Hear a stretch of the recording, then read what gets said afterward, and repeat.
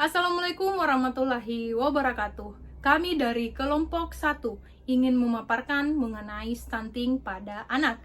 Nah, sebelum kita ke pembahasan materi stunting, saya ingin memperkenalkan beberapa narasumber yang akan berpartisipasi dalam memberikan penjelasan tentang stunting pada balita atau anak.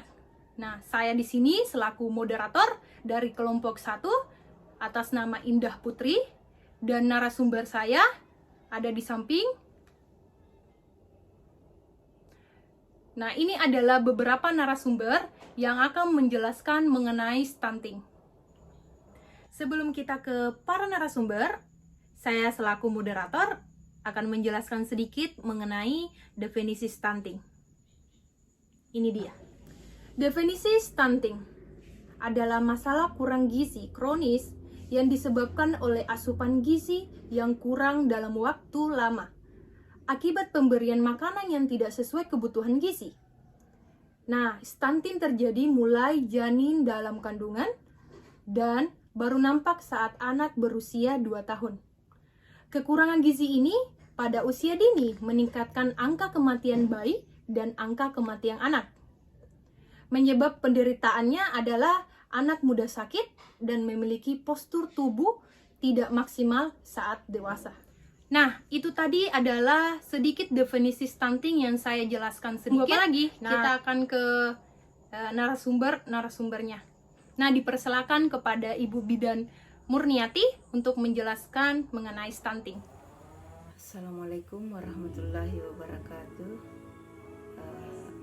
Perkenalkan, saya Murniati dari S1 Kebidanan kelas Polman. Di sini saya akan membahas mengenai indikator stunting. Negara-negara berkembang dan salah satunya Indonesia memiliki beberapa masalah gizi pada balita. Di antaranya wasting, anemia, berat badan lahir rendah, dan stunting. Stunting merupakan kondisi kronik yang menggambarkan terhambatnya pertumbuhan karena malnutrisi jangka panjang. Stunting menurut WHO Children's Standard didasarkan pada indeks panjang badan menurut umur atau tinggi badan menurut umur dengan batas skor kurang minus standar deviasi menurut WHO 2010. Stunting tidak hanya disebabkan oleh satu faktor yang sudah dijelaskan di atas, tetapi disebabkan oleh banyak faktor, di mana faktor-faktor tersebut saling berhubungan satu sama lainnya. Terima kasih kepada Ibu Bidan Murniati yang sudah menjelaskan mengenai indikator stunting. Oke, selanjutnya kita ke narasumber kedua. Silakan Ibu Haji Nurdia untuk memaparkan. Assalamualaikum warahmatullahi wabarakatuh. Perkenalkan, saya Nurdia, NIM 0420200320 dari kelas Polman program S1 Kebidanan. Saya akan menjelaskan mengenai klasifikasi stunting. Stunting didefinisikan sebagai kondisi balita di mana tinggi badan menurut umur berada di bawah minus 2 standar deviasi dari standar median WHO. Penilaian status gizi balita yang paling sering dilakukan adalah dengan cara penilaian antropometri. Secara umum, antropometri berhubungan dengan berbagai macam pengukuran dimensi tubuh dan komposisi tubuh dari berbagai tingkat umur dan tingkat gizi. Antropometri digunakan untuk melihat ketidakseimbangan asupan protein dan energi. Beberapa indeks antropometri yang sering digunakan adalah berat badan menurut umur, tinggi badan menurut umur, berat badan menurut tinggi badan yang dinyatakan dengan standar deviasi unit Z, di mana hasil pengukuran antropometri menunjukkan Z-score kurang dari minus 2 standar deviasi sampai dengan minus 3 standar deviasi atau pendek stunted dan kurang dari minus 3 standar deviasi sangat pendek. Stunting dapat diketahui bila seseorang balita sudah ditimbang berat badannya dan diukur panjang atau tinggi badannya lalu dibandingkan dengan standar dan hasilnya berada di bawah normal. Jadi secara fisik balita akan lebih pendek dibanding dengan balita seumurannya. Selanjutnya kita ke narasumber selanjutnya, di mana ada Bidan Mulyati yang akan menjelaskan mengenai stunting. Dipersilakan, Bu. Assalamualaikum warahmatullahi wabarakatuh. Perkenalkan, nama saya Mulyati, mahasiswi S1 Kebidanan Polman. Baiklah, di sini saya akan menjelaskan tentang faktor risiko stunting. Nah, faktor risiko stunting di sini sering dikaitkan dengan masalah kesehatan, sanitasi, dan lingkungan. Adapun faktor penyebabnya, yang pertama adalah asupan makanan, yang kedua penyakit infeksi, yang ketiga adalah pelayanan kesehatan dan kesehatan lingkungan. Nah, yang pertama di sini mengenai asupan makanan. Asupan makanan di mana manusia membutuhkan makanan untuk kelangsungan hidupnya, karena makanan merupakan sumber energi untuk menunjang semua kegiatan atau aktivitas. Kemudian yang kedua adalah penyakit infeksi.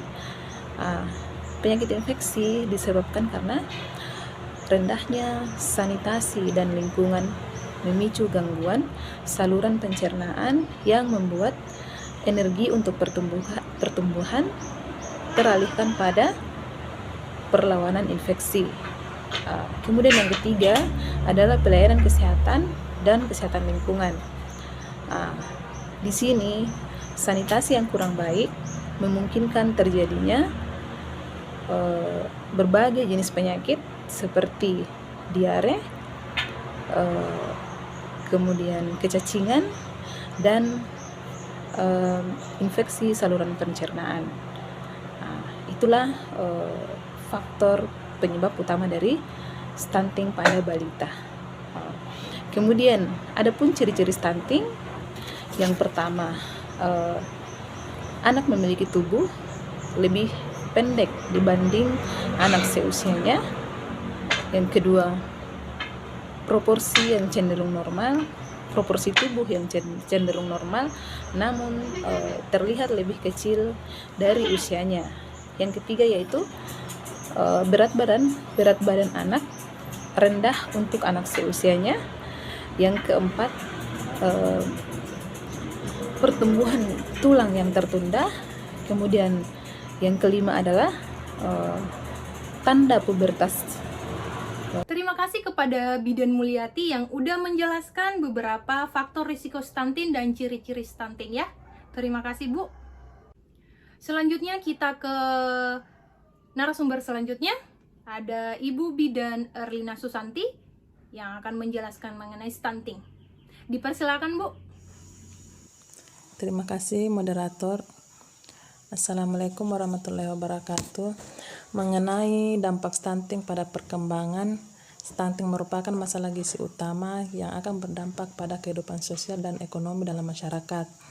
Selain itu, stunting dapat berpengaruh pada anak balita pada jangka panjang, yaitu mengganggu kesehatan, pendidikan, serta produktivitasnya di kemudian hari. Anak balita stunting cenderung akan sulit mencapai potensi pertumbuhan dan perkembangan yang optimal, baik secara fisik maupun psikomotorik. Dan untuk pencegahan stunting, upaya intervensi untuk balita stunting difokuskan pada 1000 hari pertama kehidupan atau yang biasa disebut dengan HPK, 1000 HPK, yaitu pada masa ibu hamil, ibu menyusui, dan anak dari usia 0 sampai 23 bulan. Pada masa inilah penanganan balita pendek paling efektif dilakukan, yang dimana periode ini disebut dengan periode emas. Terima kasih moderator. Assalamualaikum warahmatullahi wabarakatuh. Terima kasih kepada Ibu Bidan Erlina Susanti yang sudah menjelaskan dampak dari stunting dan pencegahan stunting tersebut. Terima kasih banyak kepada para narasumber hebat yang sudah menjelaskan mengenai stunting. Saya moderator dan kelompok 1 ingin mengucapkan terima kasih sebesar-besarnya kepada dosen metode penelitian yang sudah membimbing kami untuk melakukan pemaparan menggunakan media online. Please follow me left and right. I can feel you over here, I can feel you over here. You take up every corner of my mind. What you gonna do?